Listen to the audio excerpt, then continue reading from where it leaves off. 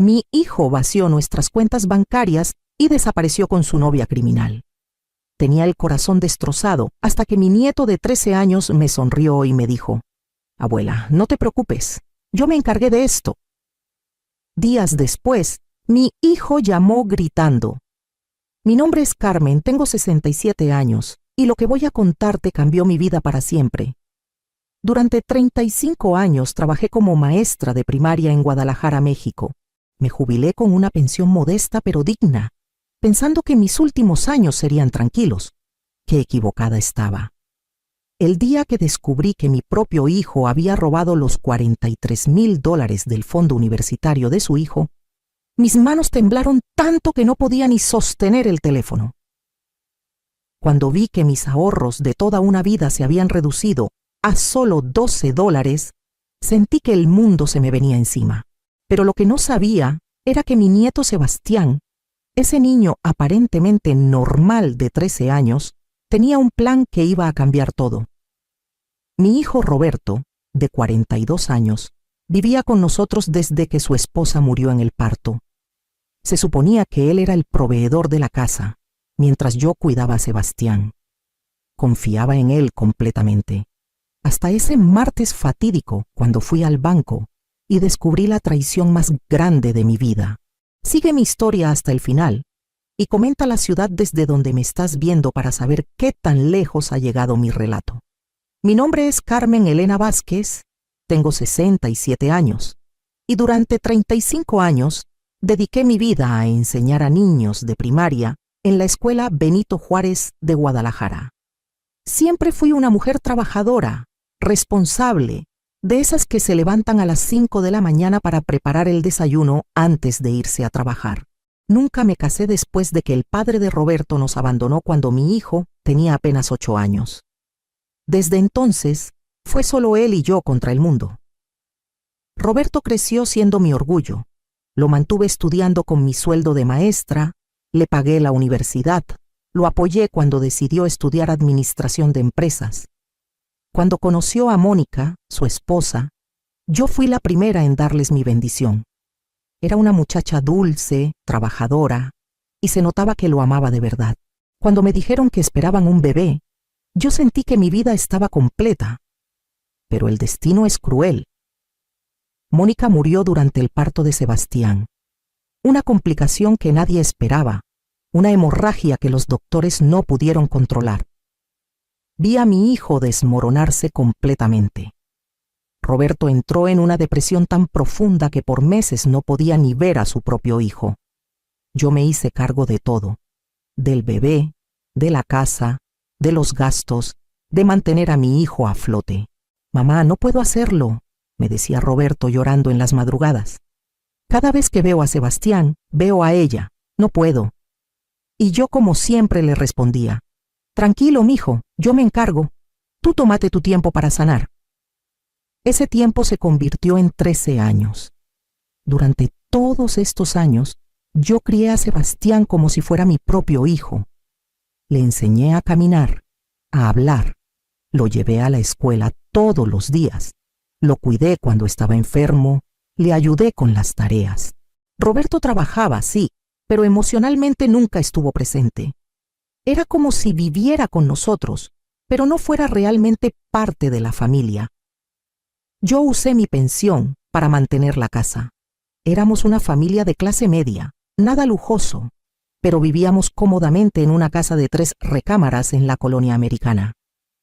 Roberto se suponía que manejaba las finanzas familiares porque yo, siendo honesta, nunca fui muy buena con los números. Él me dijo que había abierto una cuenta de ahorros para la universidad de Sebastián, que cada mes depositaba dinero ahí. Yo confiaba en él completamente. «No te preocupes, mamá», me decía siempre. «Yo me encargo de que a Sebastián no le falte nada. Voy a asegurarme de que tenga dinero para la universidad». Hace 6 meses, Roberto conoció a una mujer llamada Valeria Torres. Según él, era una asesora financiera muy exitosa, elegante, sofisticada. Al principio me daba gusto que mi hijo hubiera encontrado a alguien después de tantos años. Pensé que tal vez era lo que necesitaba para por fin sanar y ser el padre que Sebastián merecía. Pero Valeria nunca me cayó bien. Había algo en sus ojos, algo falso en su sonrisa. Cuando venía a la casa, miraba todo como si estuviera evaluando cuánto valía cada cosa. Hablaba mucho de dinero, de inversiones, de oportunidades de negocio, y Roberto la escuchaba embobado, como si cada palabra que saliera de su boca fuera oro puro. Carmen, me decía con esa sonrisa que no me transmitía confianza, Roberto me ha contado que tienes una pensión muy buena. Deberías considerar hacer algunas inversiones. Yo podría ayudarte a hacer crecer ese dinero. Yo siempre le respondía educadamente que no, que estaba bien con mi pensión tal como estaba, pero notaba que después de esas conversaciones, Roberto y ella se quedaban hablando en voz baja, y yo sentía una inquietud que no podía explicar. Sebastián también notaba algo extraño. Era un niño muy observador. Siempre había sido maduro para su edad. Una noche, después de que Valeria se fuera, mi nieto se acercó a mí mientras yo lavaba los platos. «Abuela», me dijo con esa seriedad que a veces me sorprendía en un niño de 13 años. «Esa señora no me gusta. Hay algo raro en ella». «¿Por qué dices eso, mijito?», le pregunté. «No sé explicarlo, pero cuando mi papá no está viendo, ella toma fotos de las cosas de la casa con su teléfono. Y ayer la escuché preguntándole a papá sobre tus cuentas del banco». Esas palabras me quedaron resonando en la cabeza, pero yo traté de calmar mis sospechas. Roberto era mi hijo, había criado a Sebastián, vivíamos juntos. ¿Cómo iba a desconfiar de él después de tantos años? Qué ingenua fui. Los primeros signos de que algo estaba terriblemente mal comenzaron a principios de febrero.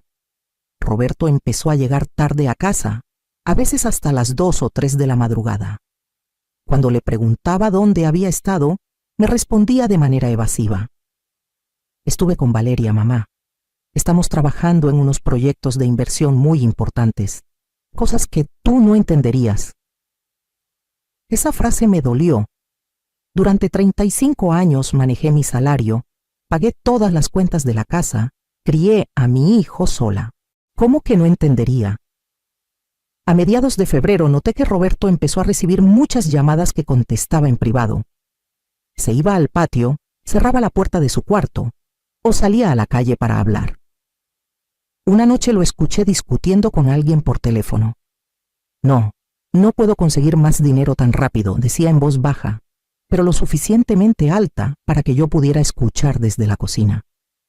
«Mi mamá ya está empezando a sospechar. Dame más tiempo». Mi corazón empezó a latir más fuerte. ¿Más dinero? ¿Sospechar de qué? Al día siguiente, decidí preguntarle directamente en Roberto: «Hijo, ¿está todo bien? Te noto muy estresado últimamente». Me miró con una expresión que nunca me había visto antes en sus ojos. Era como si no me reconociera, como si yo fuera un obstáculo en su camino. «Todo está perfectamente bien, mamá. Es solo que Valeria y yo estamos cerrando unos negocios muy importantes. Pronto vas a ver que todo va a mejorar para esta familia». Pero nada mejoró. Todo empeoró. A finales de febrero intenté sacar dinero del cajero automático y la máquina me dijo que fondos insuficientes. Pensé que era un error del banco. Cuando fui a la sucursal al día siguiente, la señorita del mostrador revisó mi cuenta y me dijo algo que me heló la sangre. «Señora Vázquez, su cuenta tiene un saldo de 500 pesos.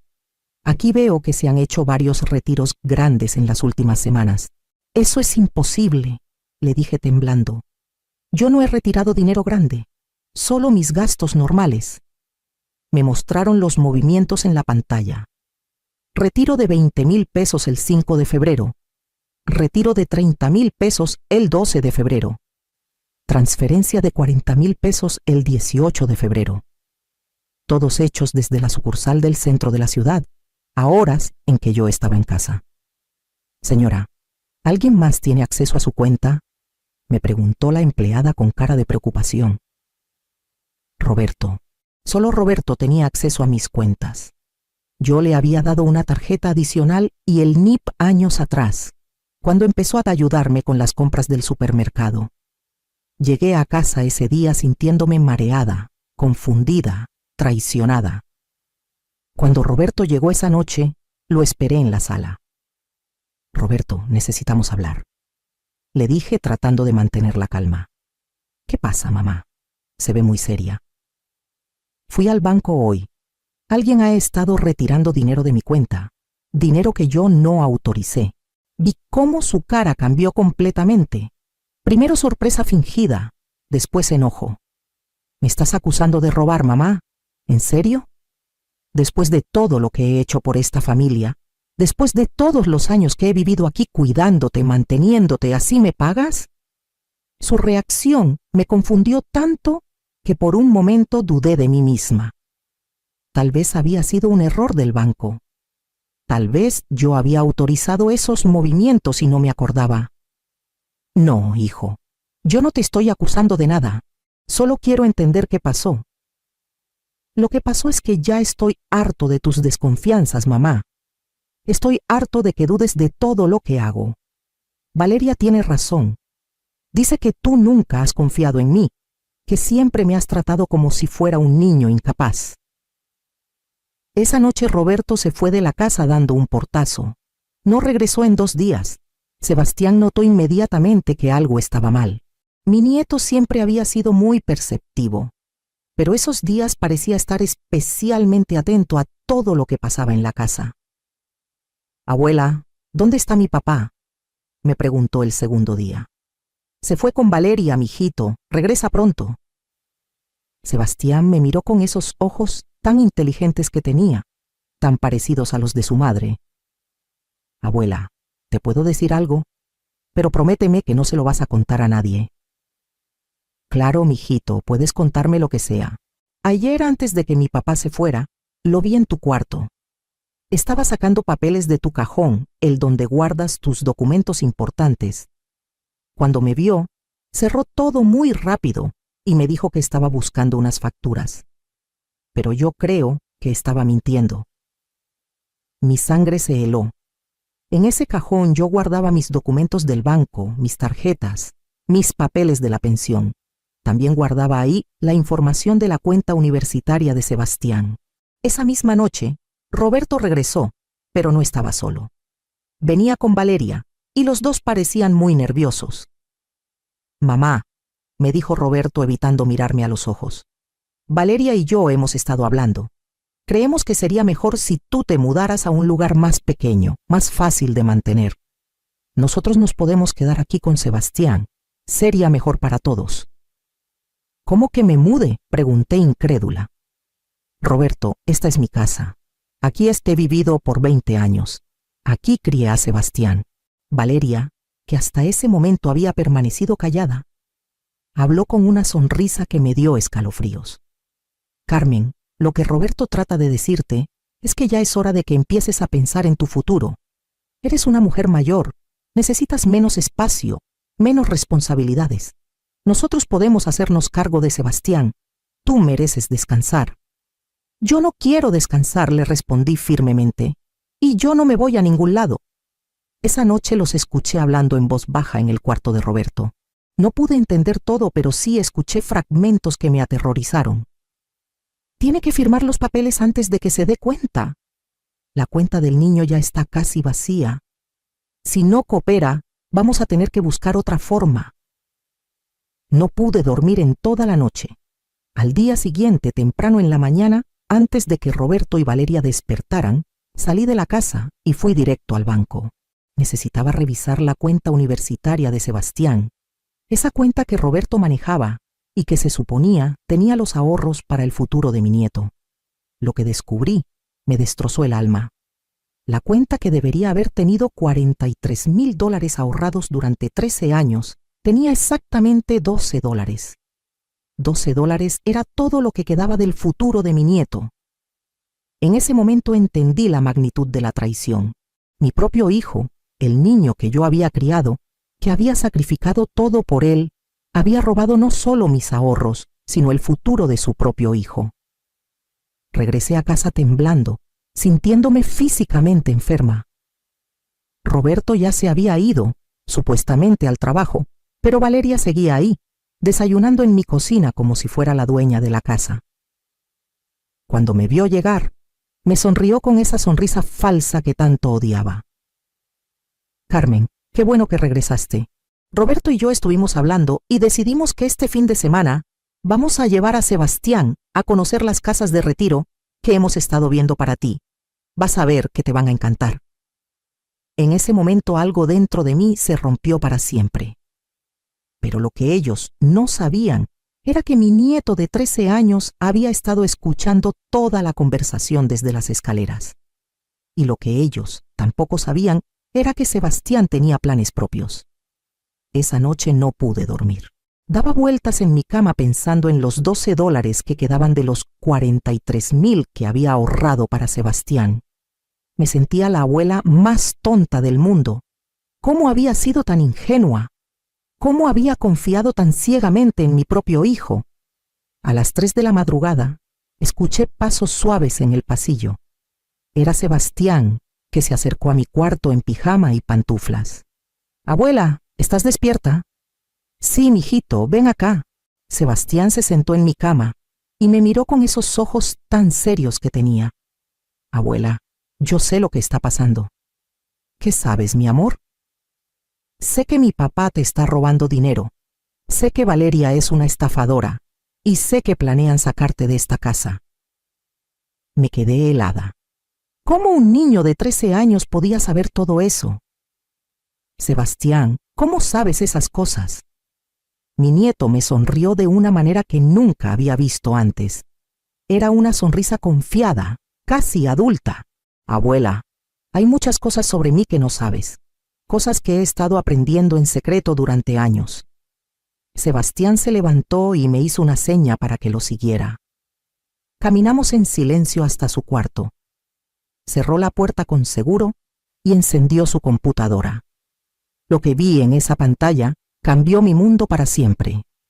No era una computadora normal de niño, con juegos y tareas escolares. Era una configuración que parecía sacada de una película de espías. Múltiples pantallas, programas que no reconocía, números y códigos que corrían por toda la pantalla.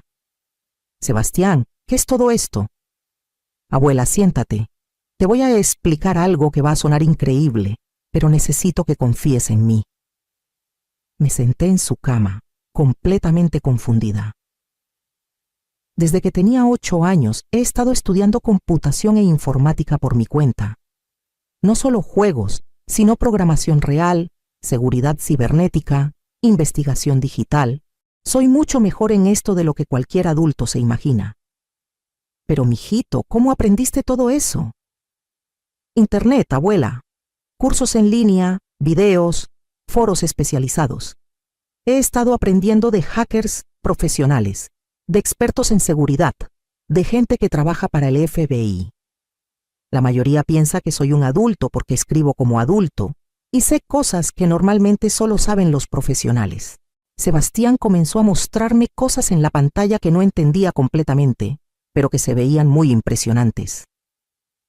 Hace 3 meses, cuando noté que mi papá y Valeria empezaron a actuar extraño, decidí investigarlos. No fue difícil. La gente siempre subestima a los niños, especialmente en temas de tecnología. ¿Qué encontraste? Abuela, prepárate porque lo que te voy a decir es peor de lo que imaginas. Sebastián comenzó a abrir carpetas en su computadora llenas de documentos, fotografías, conversaciones de texto, registros bancarios. Primero, Valeria Torres no es solo una asesora financiera corrupta.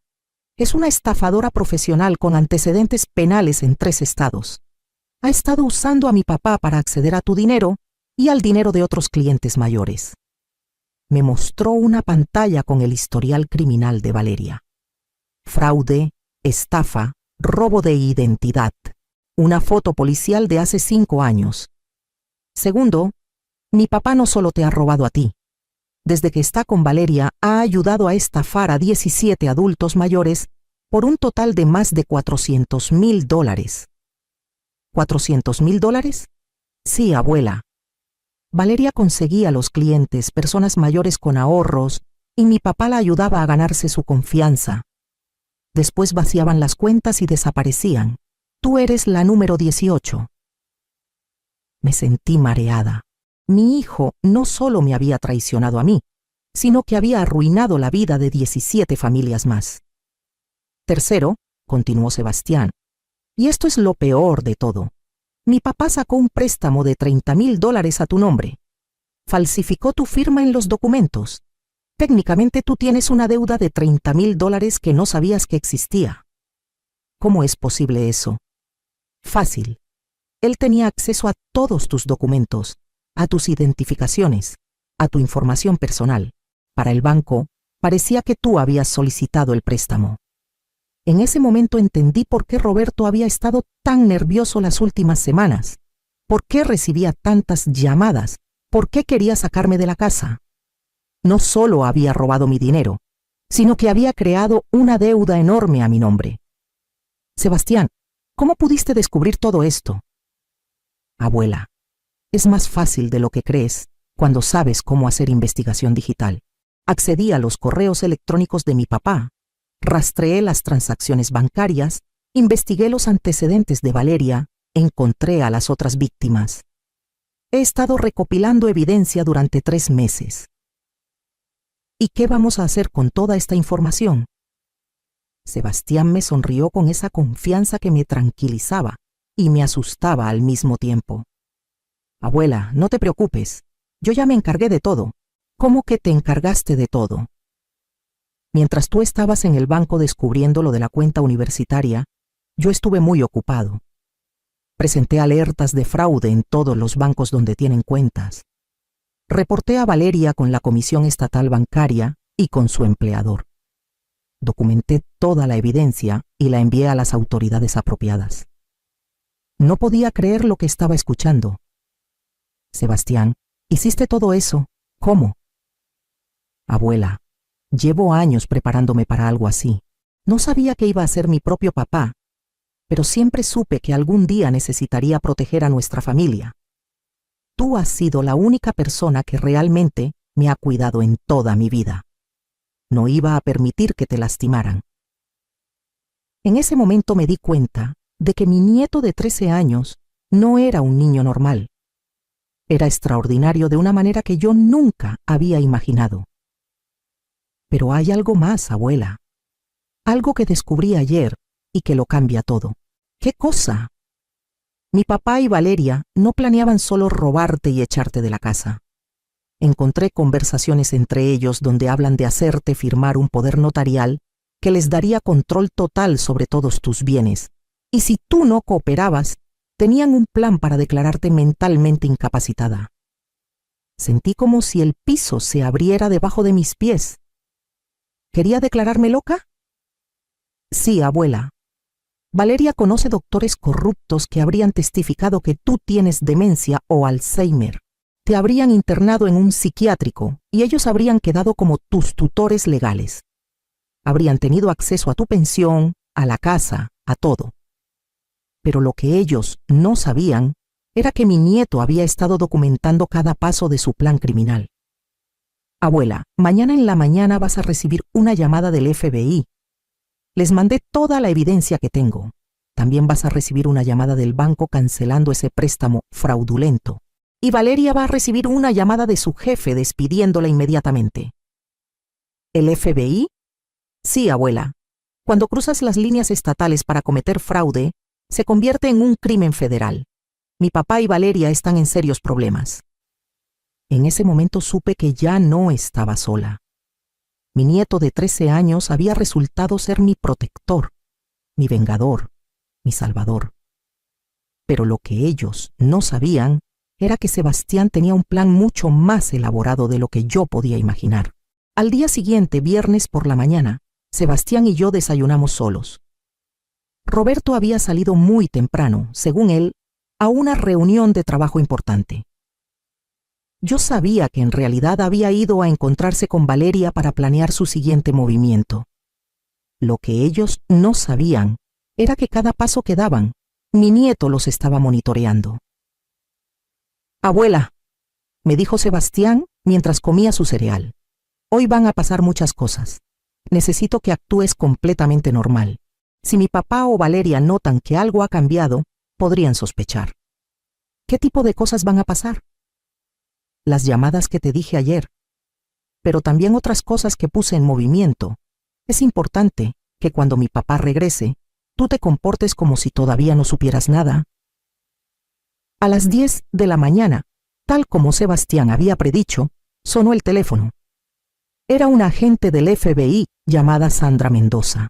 Señora Vázquez, recibimos una denuncia muy detallada sobre actividades fraudulentas que involucran a miembros de su familia. ¿Podría venir a nuestra oficina esta tarde para revisar la evidencia que nos enviaron? Miré a Sebastián, quien me guiñó el ojo desde la cocina. Por supuesto, agente Mendoza. ¿A qué hora sería conveniente? Podría ser a las 3 de la tarde. Y señora Vázquez, es importante que no comente esta llamada con nadie hasta que hablemos. A las 11:30 sonó el teléfono de nuevo. Era el manager del banco. Señora Vázquez, hemos detectado actividad fraudulenta en una cuenta que aparece a su nombre. Necesitamos que venga inmediatamente para cancelar un préstamo que parece haber sido solicitado sin su autorización. A las 12 del día, mientras Sebastián y yo almorzábamos, recibí la tercera llamada. Era una mujer que se identificó como Elena Ruiz, supervisora de la empresa donde trabajaba Valeria. Señora Vázquez, ¿usted es cliente de la señorita Valeria Torres? No exactamente, ella es la novia de mi hijo. Entiendo. Señora, hemos recibido información muy seria sobre las actividades de la señorita Torres. Hemos iniciado una investigación interna y queremos saber si usted ha tenido algún problema financiero relacionado con ella.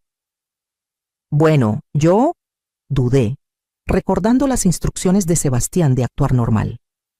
Señora, permítame ser directa. La señorita Torres fue despedida esta mañana. Encontramos evidencia de que ha estado usando información de clientes para actividades fraudulentas. Si usted ha sido afectada, necesita reportarlo inmediatamente. Cuando colgué el teléfono, miré a Sebastián con asombro. ¿Cómo sabías exactamente cuándo iban a llamar? Porque yo programé todo para que sucediera hoy, abuela. Envié los reportes con tiempo suficiente para que cada agencia actuara exactamente cuando yo quería que actuaran. Pero, mijito, ¿cómo un niño de 13 años puede saber tanto sobre el FBI y los bancos? Sebastián se rió suavemente. Abuela, he estado estudiando estos sistemas durante años. Sé exactamente cómo funcionan, cuánto tiempo toman en procesar reportes, qué tipo de evidencia necesitan. No es magia. Es investigación y planificación. A las 2 de la tarde, Roberto regresó a casa. Venía muy nervioso, contestando llamadas constantemente. Notaba que evitaba mirarme a los ojos. Mamá, ¿cómo estás? ¿Pasó algo interesante hoy? No, hijo, todo normal. Sebastián y yo estuvimos en casa toda la mañana. Roberto se veía muy agitado. Su teléfono no paraba de sonar, pero él no contestaba las llamadas cuando estábamos presentes.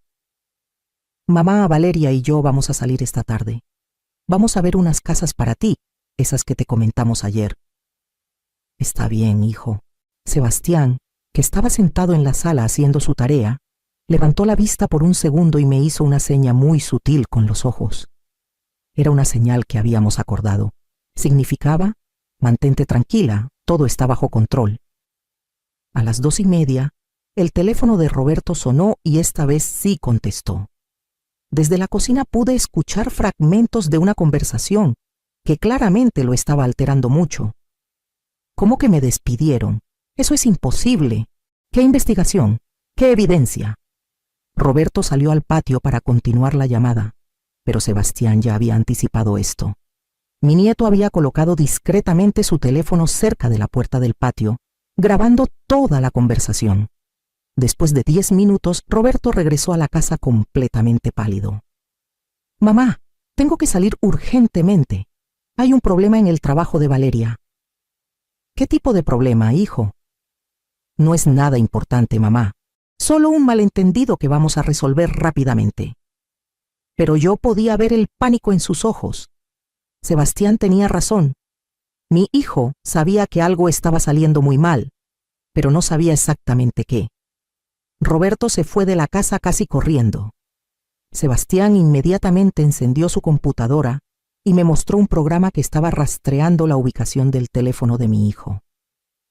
Lo está siguiendo, me dijo, señalando un punto rojo que se movía por el mapa de la ciudad. Sebastián, ¿cómo tienes acceso al teléfono de tu papá? Hace meses que instalé un programa de rastreo en todos los teléfonos de la familia. Oficialmente es para seguridad familiar, pero también me permite saber exactamente dónde están y qué están haciendo. En la pantalla podía ver que Roberto se había dirigido directamente al edificio donde trabajaba Valeria. Abuela, ¿ves este otro punto azul? Me señaló otro punto en el mapa. Ese es el teléfono de Valeria. Ambos están en el mismo lugar ahora mismo, probablemente hablando sobre qué hacer con toda la situación. ¿Y qué crees que van a hacer? Van a entrar en pánico. Van a darse cuenta de que alguien tiene evidencia de todos sus crímenes. Probablemente van a tratar de huir de la ciudad esta misma noche. ¿Y nosotros qué vamos a hacer?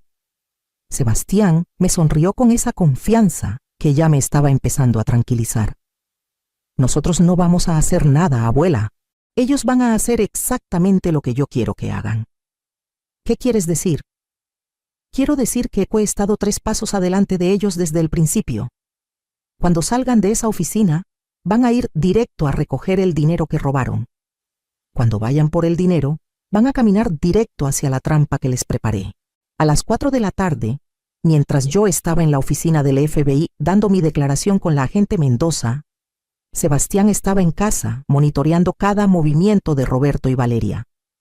Según me contó después, ellos habían ido a 3 bancos diferentes, retirando todo el dinero que habían robado de las cuentas de sus víctimas. Señora Vázquez, me dijo la agente Mendoza, después de revisar toda la evidencia que Sebastián había compilado. Tengo que decirle que en mis 20 años de carrera, nunca había visto un caso documentado de manera tan completa y profesional. ¿Quién preparó toda esta investigación? Mi nieto de 13 años, le respondí con orgullo. La agente me miró con incredulidad total. Su nieto de 13 años hizo todo esto: la investigación financiera, el rastreo de las víctimas, la documentación de los crímenes. Sí, agente. Mi nieto es muy inteligente. Señora, su nieto no es solo inteligente, su nieto es un genio. Esta investigación es mejor que la que hacen nuestros propios agentes. Esa noche, cuando regresé a casa, Sebastián me estaba esperando con una sonrisa que me dijo que todo había salido exactamente como él había planeado. Abuela, ¿cómo te fue con el FBI? Muy bien, mijito. La gente quedó muy impresionada con tu trabajo. Perfecto, porque ahora viene la parte más importante de todo el plan. ¿Qué parte? La parte donde mi papá y Valeria se dan cuenta de que no solo los descubrimos, sino que los vamos a atrapar. Sebastián me mostró su teléfono. Roberto le había enviado un mensaje de texto 20 minutos antes. Sebastián, tu abuela y tú están en peligro. Valeria y yo nos vamos de la ciudad esta noche. Empaca tus cosas, vienes con nosotros. ¿Van a tratar de llevarte? Ese es exactamente el plan que yo esperaba, abuela. Porque cuando vengan por mí esta noche, van a caminar directo hacia las manos de la policía. Mi nieto había orquestado todo perfecto, pero lo que yo no sabía era que la parte más dramática del plan apenas estaba comenzando. Acto 6. Confronto y revelación. A las 8 de la noche, Sebastián y yo estábamos cenando tranquilamente cuando escuchamos el auto de Roberto llegar a la entrada. Pero esta vez no venía solo. Escuchamos 2 puertas cerrarse y pasos apresurados hacia la casa. Abuela, me susurró Sebastián, recuerda, actúa sorprendida por todo lo que van a decir. Déjame manejar la situación. Roberto entró a la casa como huracán, seguido por Valeria, que cargaba 2 maletas grandes. Ambos se veían desesperados, sudorosos como animales acorralados. Sebastián, ve a empacar tus cosas ahora mismo, le gritó Roberto a su hijo. Nos vamos de la ciudad esta noche. ¿Cómo que se van de la ciudad?, pregunté, fingiendo confusión total. Roberto, ¿qué está pasando? Mamá, No hay tiempo para explicaciones. Hay gente muy peligrosa que nos está buscando a Valeria y a mí. Tenemos que irnos inmediatamente. Valeria, que estaba revisando nerviosamente su teléfono, levantó la vista con esos ojos fríos que siempre me habían dado mala espina. Carmen, tu hijo y yo hemos estado involucrados en algunos negocios que salieron mal. Gente muy mala nos está buscando. Si nos quedamos aquí, todos ustedes van a estar en peligro. ¿Qué tipo de negocios? Insistí. Mamá, no importa qué tipo de negocios. Roberto estaba gritando ahora. Solo importa que nos vayamos ahora mismo. Sebastián, que había permanecido callado hasta ese momento, habló con una calma que contrastaba completamente con la histeria de su padre. Papá, ¿de qué gente peligrosa estás hablando? ¿Del FBI? Roberto se quedó helado. Valeria dejó caer su teléfono. ¿Cómo sabes del FBI? Tartamudeó Roberto. Sebastián se levantó lentamente de la mesa, caminó hacia la sala y encendió su laptop. En la pantalla grande del televisor que estaba conectada a su computadora, comenzaron a aparecer documentos, fotografías, grabaciones de audio. Porque yo fui quien los llamó, papá. La cara de Roberto cambió por completo. De pánico pasó a incredulidad, después a horror. ¿Tú llamaste al FBI? Sebastián, ¿qué hiciste? Lo que tenía que hacer para proteger a mi abuela y para detener a 2 criminales que han arruinado la vida de 18 familias. En la pantalla del televisor apareció una foto policial de Valeria de hace 5 años. Valeria Torres, también conocida como Valeria Sánchez, también conocida como Victoria Torres. 3 identidades falsas, 5 estados, 22 víctimas documentadas de fraude financiero. Valeria se puso completamente pálida. Roberto, le dijo a mi hijo con voz temblorosa, tu hijo está loco, no sabe de qué está hablando. Sebastián continuó haciendo clic en su computadora. En la pantalla aparecieron extractos bancarios, transferencias de dinero, documentos legales. Papá, el 5 de febrero retiraste 20,000 pesos de la cuenta de mi abuela. El 12 de febrero, 30,000 más.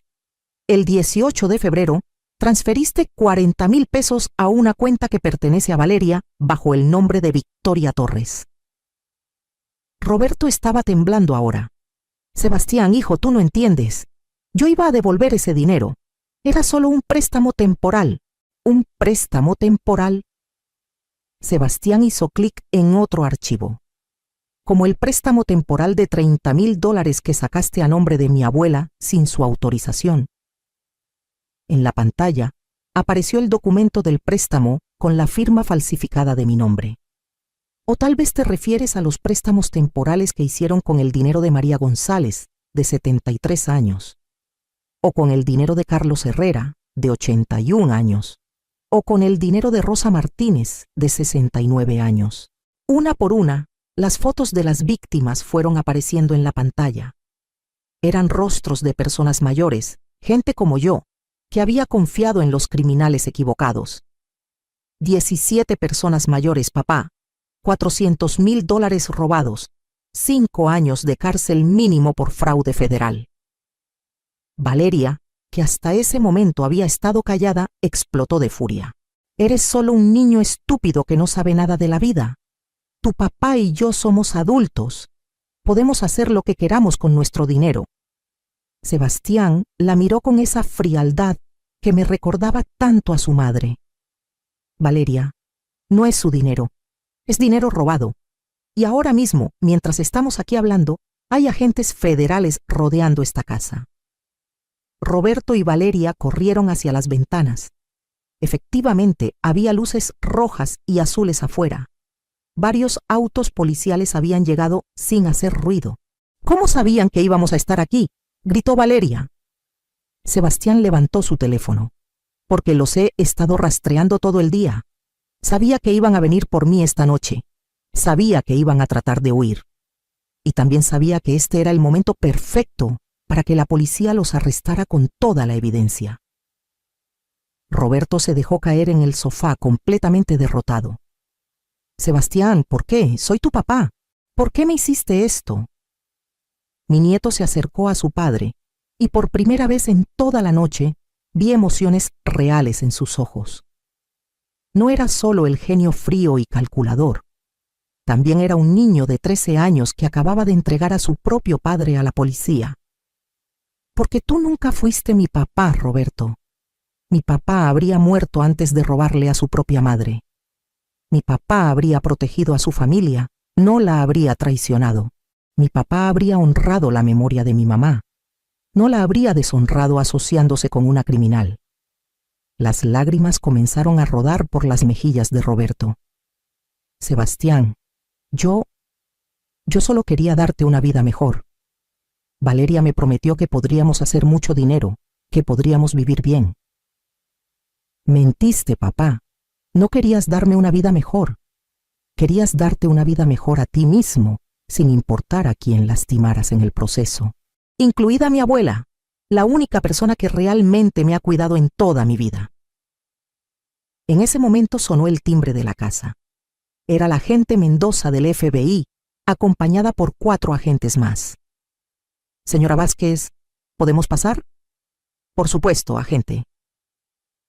Los agentes entraron e inmediatamente se dirigieron hacia Roberto y Valeria. Roberto Vázquez, está usted arrestado por fraude bancario, robo de identidad y conspiración para cometer estafa. Valeria Torres, está usted arrestada por fraude financiero federal, lavado de dinero y estafa a adultos mayores. Mientras les leían sus derechos, Valeria me miró con odio puro. Esto no va a quedar así, Carmen. Cuando salga de la cárcel, voy a regresar por ti y por tu nieto genio. La agente Mendoza la interrumpió firmemente. Señorita Torres, considerando sus antecedentes y la magnitud de los crímenes, usted va a estar en prisión federal por mucho tiempo. No va a regresar por nadie. Roberto, mientras le ponían las esposas, me miró con lágrimas en los ojos. Mamá, perdóname. Perdóname por todo. Yo sentí una mezcla de tristeza y alivio que no sabía cómo procesar. Roberto, eres mi hijo y siempre te voy a amar. Pero lo que hiciste no tiene perdón. Después de que se llevaron a Roberto y Valeria, la agente Mendoza se acercó a Sebastián. Joven, necesito hacerle una pregunta oficial. ¿Cómo obtuvo usted acceso a toda la información financiera que utilizó en esta investigación? Sebastián la miró con esa confianza que ya me parecía natural en él. Agente Mendoza, todo lo que hice fue completamente legal. Usé solo información pública, registros disponibles para cualquier ciudadano y evidencia que ellos mismos dejaron en computadoras de la familia. No hackeé ningún sistema, no violé ninguna ley federal. ¿Y su edad? ¿Realmente tiene usted 13 años? Sí, señora. Cumplo 14 en 2 meses. La agente me miró con una expresión que nunca voy a olvidar. Señora Vázquez, su nieto acaba de resolver un caso que a nosotros nos habría tomado meses investigar. Literalmente, nos entregó a 2 criminales federales con toda la evidencia necesaria para condenarlos. Agente Mendoza, ¿qué va a pasar ahora? Ahora van a ir a juicio. Con la evidencia que su nieto recopiló, van a ser condenados sin duda alguna. Roberto probablemente recibirá entre 5 y 7 años de prisión federal. Valeria, considerando sus antecedentes, probablemente recibirá entre 10 y 15 años.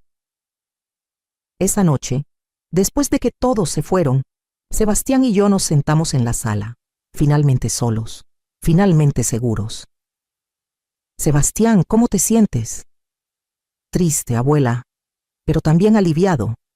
Mi papá necesitaba aprender esta lección, aunque fuera de la manera más difícil. ¿Y ahora qué vamos a hacer? Sebastián me sonrió con esa sonrisa que me daba tanta paz. Ahora vamos a reconstruir nuestras vidas, pero esta vez nadie nos va a lastimar nunca más. Pero lo que yo no sabía era que la historia apenas estaba llegando a su parte más satisfactoria. 6 meses después, mi vida se había transformado completamente.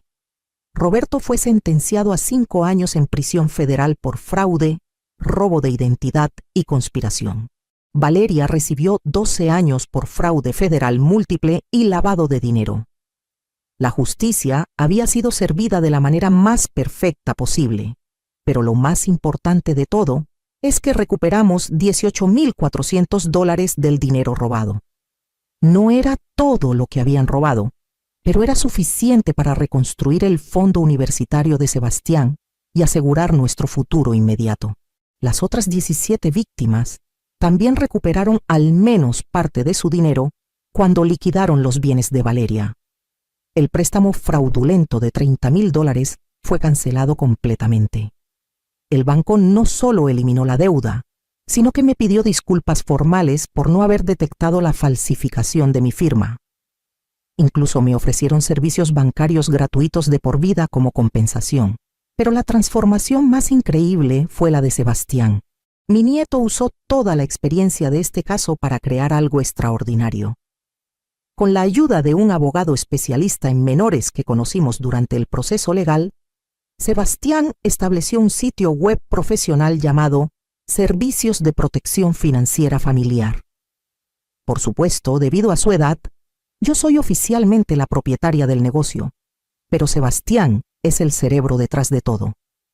Su sitio web ayuda a otras familias a protegerse contra fraudes financieros. Ofrece consultas, investigaciones básicas y educación sobre seguridad financiera digital. En estos 6 meses, hemos ayudado a 14 familias más a descubrir y detener estafas similares. Sebastián ha desarrollado una reputación como el detective financiero más joven del país. Incluso hemos aparecido en el periódico local y en un programa de noticias de televisión. Abuela, me dijo Sebastián hace unas semanas mientras trabajaba en su computadora. ¿Sabes qué es lo más increíble de todo esto? ¿Qué cosa, mijito? Que mi papá pensó que me estaba robando mi futuro, pero en realidad me dio el mejor futuro posible. Ahora sé exactamente qué quiero hacer con mi vida. Mi nieto había encontrado su pasión y su propósito. Quiere estudiar criminología y ciberseguridad cuando vaya a la universidad. Varias universidades ya han expresado interés en ofrecerle becas completas cuando termine la preparatoria. Hace 3 meses, Roberto me llamó desde la prisión federal en Veracruz. Era la primera vez que hablábamos desde la noche de su arresto. Mamá, ¿puedes perdonarme algún día? Roberto, eres mi hijo. Ya te perdoné. Pero perdonarte no significa que voy a olvidar lo que hiciste, ni que las cosas van a volver a ser como antes. ¿Puedo hablar con Sebastián? Eso depende de él, no de mí. Sebastián decidió hablar con su padre esa vez, pero la conversación duró menos de 5 minutos. Papá, estoy bien. Mi abuela y yo estamos bien. Espero que uses estos años en prisión para pensar en el hombre que quieres ser cuando salgas. Sebastián, ¿hay alguna posibilidad de que podamos ser una familia de nuevo cuando yo salga? Mi nieto me miró antes de responder, y yo pude ver la madurez de un adulto en esos ojos de 14 años. Papá, tú dejaste de ser parte de esta familia el día que decidiste robarnos. Mi abuela y yo ya somos una familia completa. Si algún día quieres intentar ser parte de nuestras vidas de nuevo, vas a tener que ganártelo. Pero por ahora, estamos mejor sin ti. Hace 2 semanas Roberto volvió a llamar. Esta vez, cuando le ofrecí el teléfono a Sebastián, mi nieto negó con la cabeza. Abuela, dile que no quiero hablar con él, que no vuelva a llamar hasta que cumpla su sentencia completa. Necesita entender que las acciones tienen consecuencias duraderas. Le transmití el mensaje a Roberto. Se puso a llorar al teléfono. Mamá, perdí a mi hijo para siempre, ¿verdad? Roberto, no perdiste a tu hijo. Tú elegiste traicionar a tu hijo. Hay una diferencia muy grande. Esa fue la última vez que Roberto llamó. Ahora, Sebastián y yo vivimos en paz por primera vez en años. Nuestra casa volvió a ser nuestro hogar, no un lugar donde teníamos que caminar sobre cáscaras de huevo. Mi nieto estudia, trabaja en sus proyectos de ciberseguridad y por las tardes me enseña sobre computadoras mientras yo le enseño a cocinar las recetas de su abuela. El mes pasado, una reportera del periódico nacional nos entrevistó para un artículo sobre fraude familiar. Le preguntó a Sebastián qué consejo le daría a otros niños que sospechan que sus padres están haciendo algo malo. Mi consejo es que confíes en tus instintos, respondió mi nieto con esa seguridad que ya era parte natural de su personalidad. Si algo no se siente bien, probablemente no está bien. Y si los adultos en tu vida no te protegen, a veces tienes que protegerte a ti mismo y a las personas que amas. ¿No te sientes mal por haber enviado a tu papá a la cárcel?, le preguntó la reportera. Me siento mal porque mi papá eligió ser un criminal. No me siento mal por detener a un criminal, aunque fuera mi papá. La familia significa protegerse mutuamente, no lastimarse mutuamente. La reportera también me preguntó a mí cómo me sentía sobre toda la situación. Me siento orgullosa, le respondí sin dudarlo. Orgullosa de mi nieto por tener el valor de hacer lo correcto cuando los adultos a su alrededor no lo hicieron. Orgullosa de haber criado a un niño que entiende la diferencia entre el bien y el mal. Y orgullosa de saber que nunca más voy a ser víctima de nadie. Hace una semana recibimos una carta muy especial. Era de María González, una de las víctimas de Valeria y Roberto. Es una señora de 73 años de Ciudad de México que había perdido los ahorros de toda su vida. Querida Carmen y querido Sebastián, decía la carta, gracias a ustedes recuperé 11,000 pesos de los 20,000 que me robaron. Pero más importante, gracias a ustedes recuperé mi fe en que todavía hay gente buena en el mundo. Sebastián, eres un héroe. Carmen, tienes un nieto extraordinario. Esa carta me hizo llorar de felicidad. Hoy, mientras escribía esta historia en mi diario, Sebastián se acercó a mí con una sonrisa traviesa.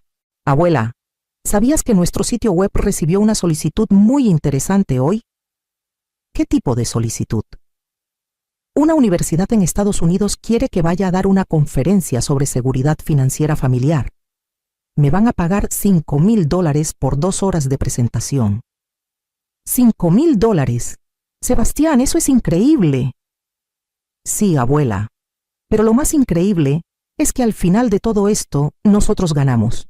Mi papá pensó que nos iba a robar nuestro futuro, pero terminó dándonos un futuro mejor del que jamás habríamos imaginado. Mi nieto tenía razón. A los 67 años, yo había descubierto que nunca es demasiado tarde para empezar una nueva vida. Y había aprendido que a veces los héroes vienen en paquetes pequeños de 13 años con computadoras y una determinación inquebrantable de proteger a las personas que aman. Si estás viviendo algo similar, quiero que sepas que no estás sola, que nunca es demasiado tarde para defenderte, que la familia real es la que te protege, no la que te lastima, y que a veces la justicia llega de las maneras más inesperadas. La traición de Roberto me rompió el corazón, pero también me liberó. Me liberó de años de preocuparme por un hijo que nunca realmente me valoró. Me liberó de caminar sobre cáscaras de huevo en mi propia casa. Y me liberó para descubrir que mi verdadera familia siempre había sido Sebastián y yo. ¿Qué harías tú en mi lugar? ¿Has pasado por algo similar con tu propia familia? ¿Tienes a alguien en tu vida que te protegería como mi nieto me protegió a mí? Comenta abajo tu respuesta. Me encantaría saber tu historia y recordarte que nunca, nunca estás sola en esta lucha. Porque al final, la familia no se trata de sangre, se trata de quién está dispuesto a luchar por ti cuando más lo necesitas. Y yo tuve la bendición de descubrir que mi verdadero protector había estado a mi lado todo el tiempo, creciendo en silencio hasta convertirse en el hombre extraordinario que siempre estuvo destinado a ser. Mi nombre es Carmen Elena Vázquez, tengo 67 años, y esta es la historia de cómo mi nieto de 13 años salvó nuestras vidas y me enseñó que nunca es demasiado tarde para encontrar justicia.